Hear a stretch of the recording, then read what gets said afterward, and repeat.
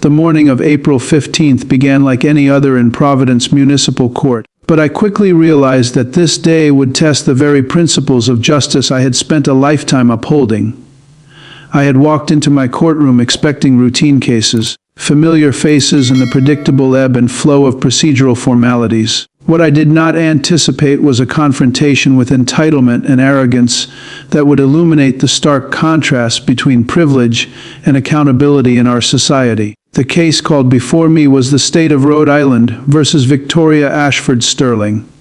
From the moment the courtroom doors swung open, it became evident that this would not be an ordinary proceeding. Victoria Ashford Sterling did not merely enter the room. She announced herself with an air of self-assuredness that bordered on audacity. Every step she took radiated the confidence of someone who believed she was above the rules, above the law, and perhaps above the people who had dedicated their lives to enforcing it. Victoria's appearance reinforced this impression.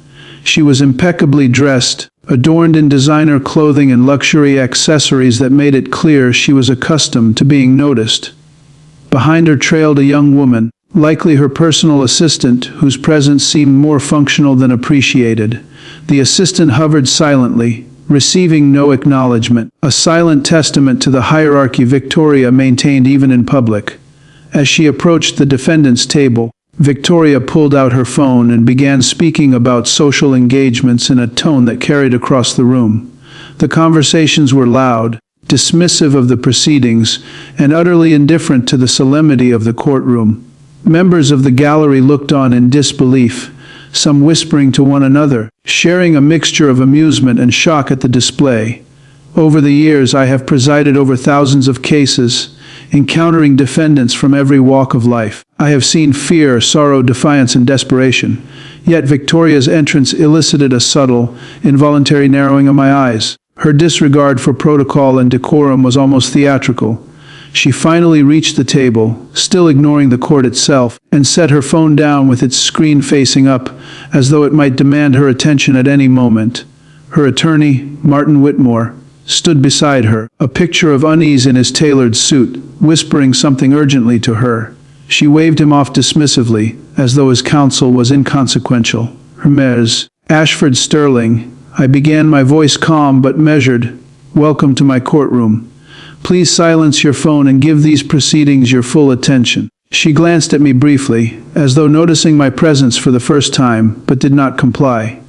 Instead, a smile crossed her face, one that failed to reach her eyes. Your Honor, she said smoothly, I'm sure we can resolve this quickly. What's the damage? 5,000 dozen. 10,000. My assistant can wire it immediately. The courtroom fell silent. A tension settled over the room, one that sharpened the edge of my focus. I could feel the difference between routine legal formalities and an affront to justice. This is a court of law, Mrs. Ashford Sterling, not an auction house, I said deliberately. You are here to answer to serious charges, not to negotiate a settlement. Victoria let out a small laugh. With respect, Your Honor, I think you're making this more complicated than it needs to be. My husband contributes more to this city's infrastructure than this entire courthouse is worth. Surely we can approach this practically. Her tone carried condescension, a subtle but unmistakable assertion that wealth and influence should exempt her from consequence. I raised my hand, and the murmurs in the gallery subsided. Your husband's generosity is commendable, I'm sure, I replied, keeping my tone calm yet firm, but it does not grant immunity from the law. Now, let's proceed with why you are actually here. The bailiff stepped forward and read the charges, each one landing with gravity. Mrs. Victoria Ashford Sterling, you are charged as follows. Count 1, leaving the scene of an accident. Count 2, failure to render aid. Count 3, attempted obstruction of justice. Count 4, intimidation of a witness. Throughout the reading, Victoria examined her nails with a casual air, glancing at her phone sporadically. Her lawyer fidgeted beside her, the tension between their worlds, privilege and law, visible to all. I fixed my gaze on her. Do you understand these charges? Victoria sighed dramatically. I understand that a minor parking incident is being blown completely out of proportion, she said, dismissing the gravity of the situation as if mere inconvenience could erase legal responsibility. I could not let her mischaracterization stand. A minor parking mishap, is that how you describe it? I barely tapped another vehicle. These things happen all the time in parking garages. My car probably sustained more damage than theirs did, she said flippantly. I opened the folder on my bench. Are you aware of who was driving the vehicle you struck? Victoria waved vaguely. Some delivery person, I think. I don't really remember. It happened so fast I was late for a very important charity lunch. The irony was palpable, a woman rushing to a charity event while fleeing the scene of an accident she caused. Whispers rippled through the gallery, and heads shook in silent disbelief. My patience clearly being tested, I continued addressing the real consequences. The person you hit was Maria Gonzalez, a 58-year-old hospice nurse driving a borrowed vehicle. She was rushing to reach a dying patient who had specifically requested her presence.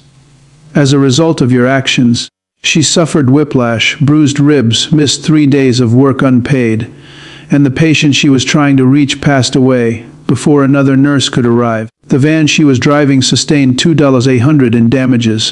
Victoria barely flinched. She whispered to her assistant about rescheduling appointments, indifferent to the human suffering her carelessness had caused.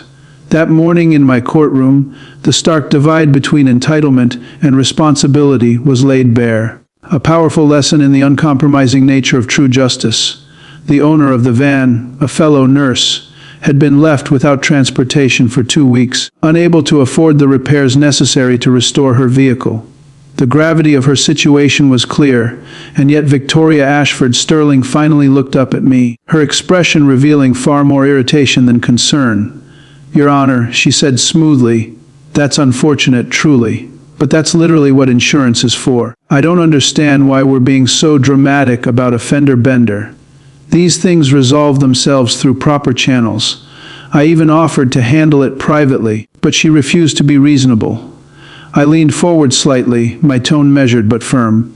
You offered to handle it privately. Let's examine what that means. I gestured to the bailiff. Please display the security footage from the Eastgate parking structure. Incident timestamp 11:42 A. Monday, April 15th. The monitors throughout the courtroom flickered to life, casting the room in the grainy glow of black and white security footage. The video showed Victoria's white Range Rover backing out of a parking space at considerable speed, colliding with the side of a blue van with enough force that the vehicle rocked visibly on its suspension. This was not a gentle tap, it was a forceful collision, unmistakable in its intensity. The Range Rover came to an abrupt halt. After a pause, the driver's door opened and Victoria stepped out. She circled her vehicle, her hand tracing the scratch on her bumper, her face registering clear irritation. She seemed more concerned about her car than the person she had just struck. Then, the van's door opened. Maria Gonzalez, the driver, emerged slowly, one hand pressed to her ribs, her expression contorted with pain. Her body language conveyed distress and an appeal for acknowledgement, though no audio could be heard. Despite her obvious injury, Victoria reached into her luxury handbag and produced a thick stack of cash, offering it to Maria. Maria shook her head, refusing the money, taking a cautious step back. Victoria stepped forward, pressing the cash toward her more insistently, as if her wealth could override the situation. When Maria firmly shook her head again and began dialing her phone, presumably to call 911, Victoria's demeanor shifted instantly. She shoved the money back into her bag, turned sharply, and returned to her Range Rover. Without leaving a note or waiting for authorities, she drove away, leaving an injured woman stranded in the parking garage, clutching her ribs in pain. The courtroom sat in stunned silence. When the footage ended, the quiet was deafening. I turned my gaze to Victoria. Do you still believe this was merely a minor incident, Mrs. Ashford Sterling? She shifted in her seat, a flicker of uncertainty crossing her features, though it quickly vanished as she composed herself. Your Honor, the footage doesn't show the context, she said. I was late for an extremely important charity lunch benefiting children's literacy. I sit on the board, and my absence would have been noticed. Embarrassing the organization was out of the question. I offered that woman a generous cash settlement, $5,000 on the spot. Do you know how many people would have jumped at that opportunity? But she refused, complicating an otherwise simple matter. This has been blown entirely out of proportion. My expression hardened. She made it complicated by following the law, Mrs. Ashford Sterling. She called the police after being injured. That is not complicating the situation, that is accountability. Victoria opened her mouth to respond, but I continued without pause. And speaking of accountability, let's address what happened next. I signaled to the bailiff. Please call our witness. A man in a security uniform entered the courtroom. He was in his mid-50s, with a weathered face and tired eyes that spoke of years of experience. He took his place, and after being sworn in, introduced himself. Robert Chen, head of security at Eastgate Parking Structure. I've been in this role for 12 years. I addressed him directly. Mr. Chen, you were on duty the morning of April 15th when this incident occurred. Yes, Your Honor, he replied. Our cameras detected the collision, and I responded immediately. Can you describe what you observed when you arrived at the scene? Chen consulted his small notepad. I arrived approximately 3 minutes after the impact. Miss Gonzalez was on the phone with emergency services, clearly in pain and holding her side. I approached to offer assistance and collect information for the incident report. I prompted him to continue. And what happened then? Robert Chen's gaze flicked briefly toward Victoria before continuing. The woman who caused the accident had already left. Miss Gonzalez was able to provide the license plate number before the vehicle departed. I radioed the office and retrieved the security footage. I looked at my notes. Did you have any interaction with Mrs. Ashford Sterling that day? Yes, Your Honor, Chen said, his jaw tightening. She returned to the parking structure about 40 minutes later, presumably realizing leaving the scene was a mistake. And when she returned, what did she say? Chen's expression darkened slightly. She approached my security station and asked if anyone had filed a report about the accident. The courtroom absorbed the gravity of his testimony.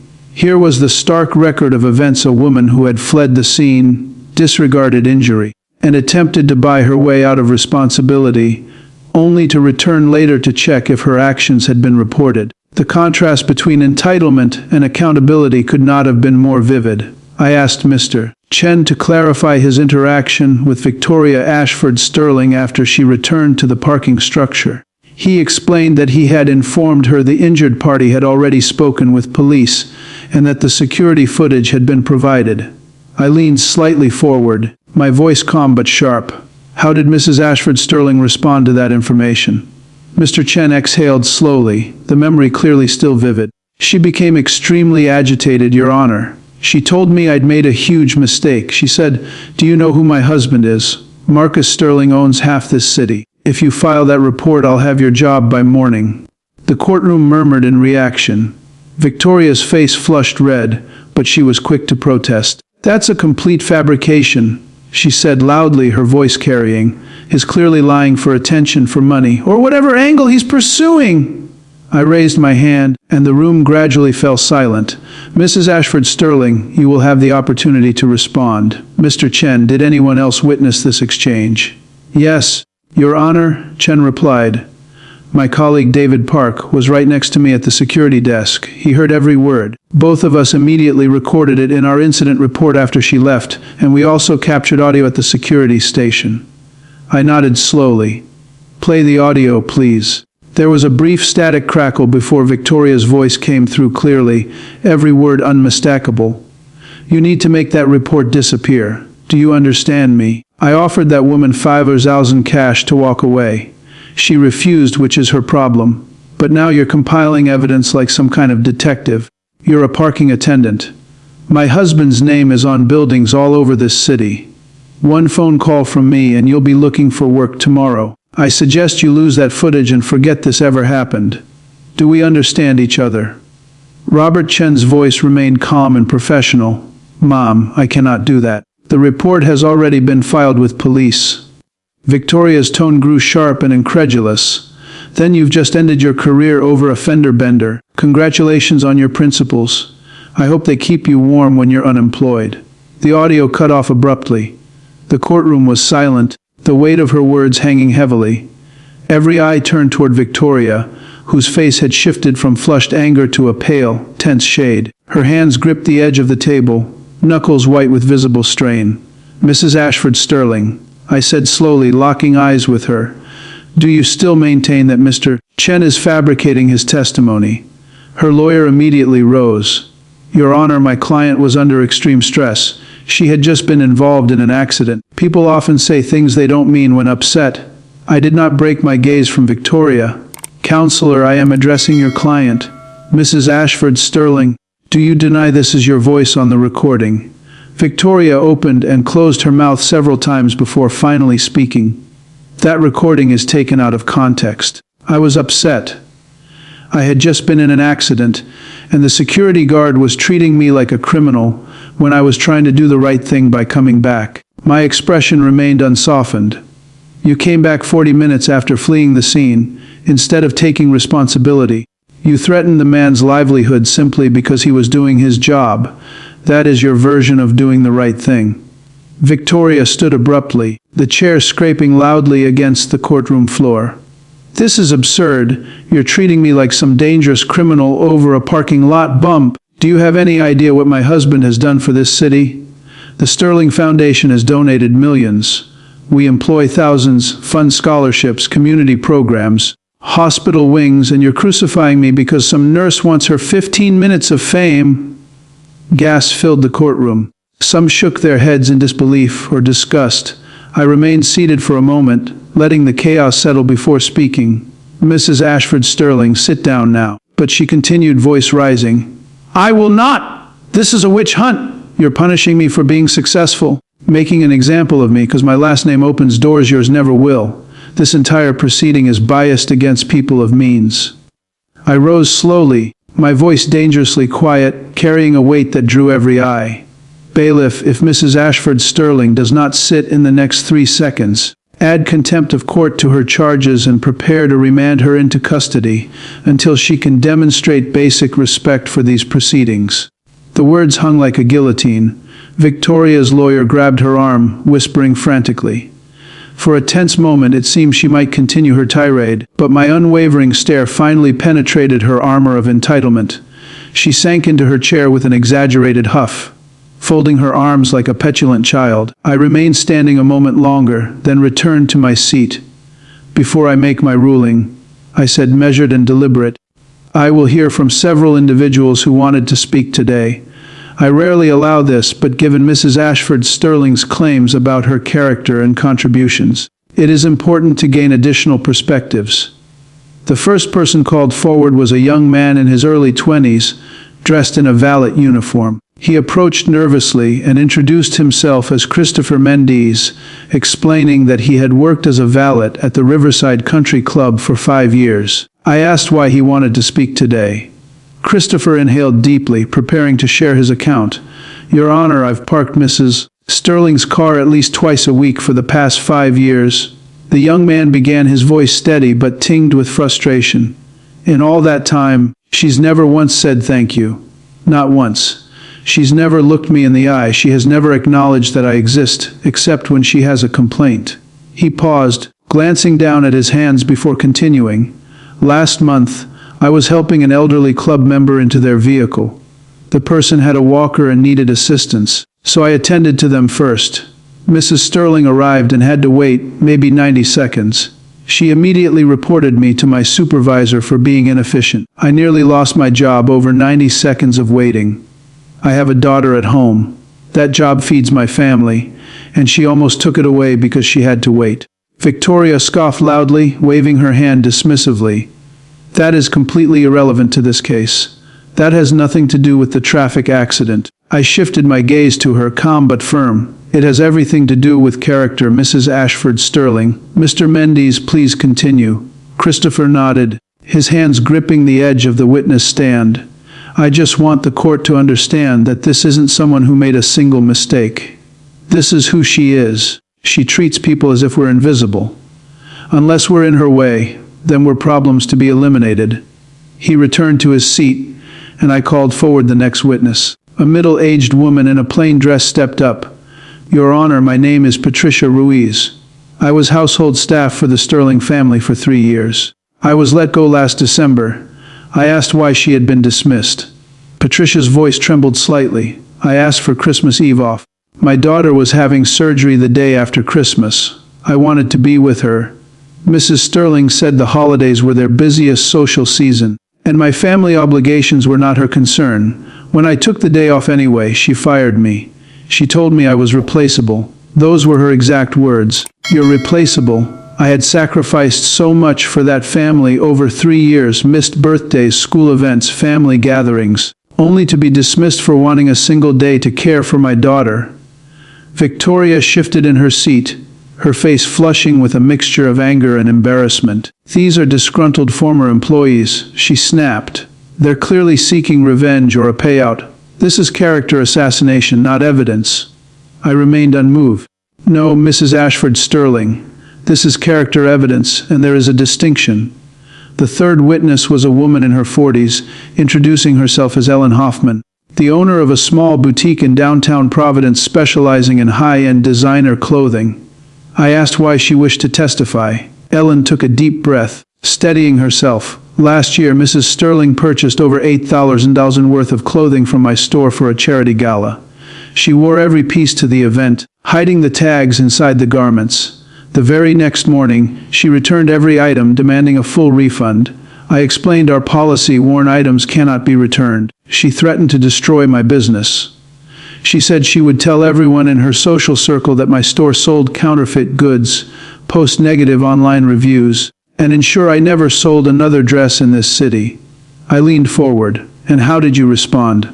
Ellen's voice cracked slightly. I gave her the refund. I couldn't risk losing my business. I have 3 employees who depend on these jobs, and my mother co-signed a loan for the store. I knew I would never be able to resell the clothing, but I had no choice. Essentially, she stole from me. She nodded solemnly. Yes, Your Honor, she did. And she smiled the entire time. Victoria jumped to her feet, her composure completely shattered. This is outrageous! These people are lying! They're coordinating their stories to take me down. My lawyer will sue every single one of them for defamation. I froze my gaze on her. Sit down, Mrs. Ashford Sterling. This is your final warning. Reluctantly, she sat, her hands trembling, though whether from fear or rage was unclear. I studied the documents before me, then returned my gaze to Victoria. Her lawyer slouched in his chair, looking like he wished he could disappear entirely. The gallery was silent, every person leaning forward riveted. I let my words carry the weight of decades on the bench. Mrs. Ashford Sterling, you entered my courtroom today believing your wealth made you untouchable. You have been given the opportunity to demonstrate accountability, and yet your behavior has shown a consistent pattern of disregard, intimidation, and entitlement. The witnesses you just heard from are not here to settle scores. They are here to convey the truth of your character, a truth that cannot be ignored. The courtroom held its collective breath, the tension palpable. I had laid bare the evidence of repeated arrogance, disregard for others, and attempts to manipulate situations to your advantage. This case was no longer just about a single traffic incident. It was about character, accountability, and the fundamental principle that no one, regardless of their wealth, stands above the law. You laughed at these proceedings. You attempted to buy your way out of responsibility. You insulted an injured woman who dedicates her life to caring for the dying. You threatened working people whose only crime was doing their jobs with integrity. And through it all, you have shown absolutely no remorse, no empathy, and no understanding of why you are here. I said, my voice firm, carrying over the hushed courtroom. Victoria opened her mouth to speak, but I raised a hand to stop her. Do not interrupt, I am not finished. For the past hour, I have listened as you dismissed everyone around you as beneath your consideration. The nurse you injured, the security guard you threatened, the valet who parks your car, the woman who cleaned your home, the small business owner whose livelihood you attempted to hold hostage. These are the people you consider invisible. In your world, their existence matters only when it inconveniences you.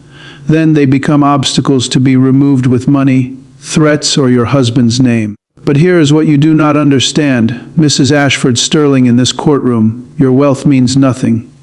Your last name means nothing. Your husband's donations mean nothing. What matters is the law, and you broke it. What matters is human decency, and you have shown none. I paused, letting the weight of my words settle over everyone present, the silence almost tangible. Then I continued, my tone deliberate. No, I will tell you exactly what will happen. You are not going to write a check and walk away. You are not going to have your lawyer make this disappear. You are going to face real consequences, perhaps for the first time in your privileged life. And those consequences will teach you something that your wealth has shielded you from, that actions have consequences, that other people matter. And that service is not something bought at a gala, it is something you perform with your own two hands. Victoria's face had gone pale. Her earlier defiance had evaporated, replaced by the faintest hint of understanding, or perhaps the shock of realizing that life would no longer bend to her whims. I pressed on. For leaving the scene of an accident and failing to render aid, I am finding you liable for $15,000, to be paid directly to Maria Gonzalez for her medical expenses, lost wages, and the damage to the vehicle she was borrowing. Victoria exhaled slightly, a fleeting relief crossing her features as if the penalty were merely financial. I wasn't finished. Your driving privileges are suspended for 18 months. During this period, you will not operate any vehicle. Her eyes widened, disbelief flashing across her face. 18 months. How am I supposed? I cut her off sharply. Public transportation, Mrs. Ashford Sterling, the same buses and trains used by the invisible people you have spent your life looking past. You are about to become intimately familiar with how the other 99% live. The courtroom was silent, every ear tuned to my words. For attempted obstruction of justice and intimidation of a witness, I am ordering you to perform 200 hours of community service at local hospitals, nursing homes, and charity organizations. You will work alongside the very people you have dismissed as invisible. You will learn firsthand what service really means, and what it feels like to contribute without expectation of personal gain. Victoria's face had turned completely white. Her defiance evaporated. She started to speak, but I raised my hand again. You will also attend monthly court sessions as a community observer for the next year. You will witness how justice operates when it is not filtered through your husband's foundation donations. You will learn what equal treatment under the law truly means. The silence in the courtroom was profound. Everyone understood that this sentence was about far more than a traffic accident. This was about teaching someone who had spent her entire life believing herself above consequences that in a just society, no one is untouchable. I let the words hang in the room for a moment, then addressed her directly. Mrs. Ashford Sterling, you have the right to appeal this decision. But I hope that instead of contesting it, you use this experience to become the person your privilege should have already taught you to be. Someone who uses her wealth to lift others up rather than look down on them. Someone who acts with dignity, compassion, and respect for fellow human beings. I paused again, letting the courtroom absorb the lesson. This is not merely a punishment, it is an opportunity. The case is closed, but the teaching has only just begun. Victoria Ashford Sterling has learned, perhaps for the first time, that in a court of law and in life, what truly matters is not the size of one's bank account or the prestige of one's last name, but the choice to act with integrity, empathy, and responsibility. Today, the scales of justice have balanced, and in doing so, have offered a chance at redemption. As I gavelled, the court adjourned. The silence that followed was profound, not merely the end of a trial, but the sound of justice being served in its purest form. The courtroom had witnessed not only the enforcement of the law, but the reckoning of a woman who had long believed herself untouchable. The lesson was clear. Wealth and privilege do not absolve one from accountability, and true character is measured by how one treats others when no one is looking.